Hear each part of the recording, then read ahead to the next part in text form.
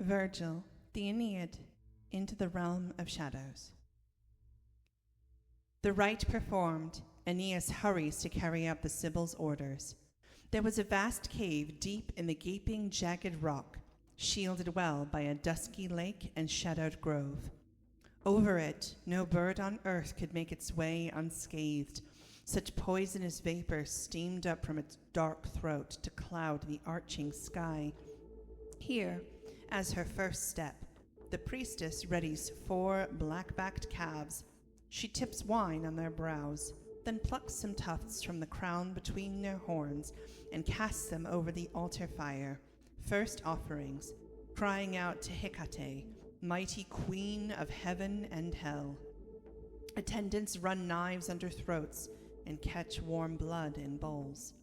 Aeneas himself, sword drawn, slaughters a black-fleeced lamb to the Furies' mother, Night, and to her great sister, Earth, and to you, Proserpina, kills a barren heifer.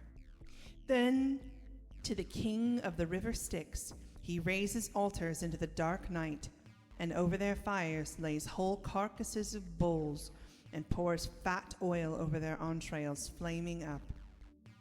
Then, suddenly, look, at the break of day, first light, the earth groans underfoot, and the wooded heights quake, and across the gloom the hounds seem to howl at the goddess coming closer. Away, away, the Sibyl shrieks, all you unhallowed ones, away from this whole grove. But you launch out on your journey, tear your sword from its sheath, Aeneas. Now for courage, now the steady heart. And the Sibyl says no more, but into the yawning cave she flings herself, possessed. He follows her boldly, matching stride for stride. You gods who govern the realm of ghosts, you voiceless shades and chaos, you the river of fire, you far-flung regions hushed in night, lend me the right to tell what I have heard. Lend your power to reveal the world immersed in the misty depths of earth. On they went, those dim travelers under the lonely night, through gloom in the empty halls of death's ghostly realm, like those who walk through woods by a grudging moon's deceptive light, when Jove has plunged the sky in dark and the black night drains all color from the world. There, in the entryway, the gorge of hell itself, grief and the pangs of conscience make their beds. And fatal pale disease lives there, and bleak old age, dread and hunger, seductress to crime and grinding poverty, all terrible shapes to see, and death and deadly struggle and sleep, twin brother of death, and twisted wicked joys, and facing them at the threshold, war, rife with death, and the Furies' iron chambers, and mad raging strife, whose blood-stained headbands knot her snaky locks. There, in the midst, a giant shadowy elm tree spreads her ancient branching arms, home, they say, to swarms of false dreams, one clinging tight under each leaf. And a throng of monsters, too, what brutal forms are stabled at the gates. Centaurs, mongrel Scyllas, part women, part beasts, and 100-handed Briareus, and the savage Hydra of Lerna, that hissing horror, the Chimera armed with torches, Gorgons, Harpies, triple-bodied Geryon, his great ghost.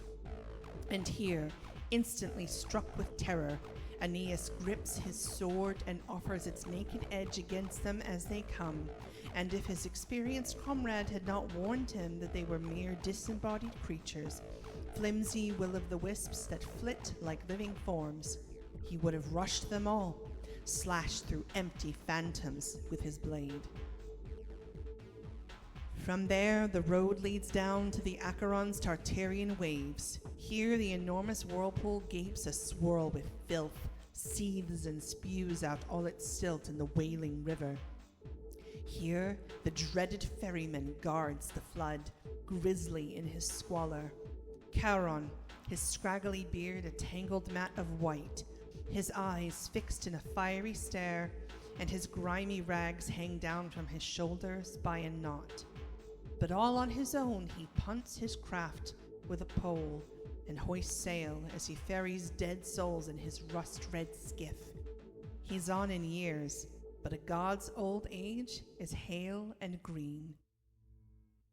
A huge throng of the dead came streaming toward the banks, mothers and grown women and men and ghosts of great-souled heroes, their bodies stripped of life, and boys and unwed girls and sons laid on the pyre before their parents' eyes, as thick as leaves in autumn woods at the first frost, that slip and float to earth, or dense as flocks of birds that wing from the heaving sea to shore when winter's chill drives them over the waves to landfalls drenched in sunlight.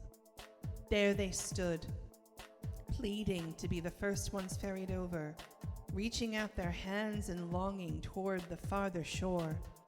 But the grim ferryman ushers aboard, now these, now those. Others he thrusts away, back from the water's edge. Aeneas, astonished, stirred by the tumult, calls out, "Tell me, Sibyl, what does it mean, this thronging toward the river? What do the dead souls want? What divides them all? Some are turned away from the banks, and others scull the murky waters with their oars." The aged priestess answered Aeneas briefly, "Son of Anchises, born of the gods no doubt, what you see are Cocytus's pools and Styx's marsh, powers by which the gods swear oaths they dare not break. And the great rut you see is helpless, still not buried.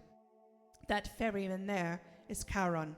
Those born by the stream have found their graves, and no spirits may be conveyed across the horrendous banks and hoarse roaring flood until their bones are buried and they rest in peace. 100 years they wander, hovering round these shores, till at last they may return and see once more the pools they long to cross." Anchises' son came to a halt and stood there, pondering long, while pity filled his heart, their lot so hard, unjust.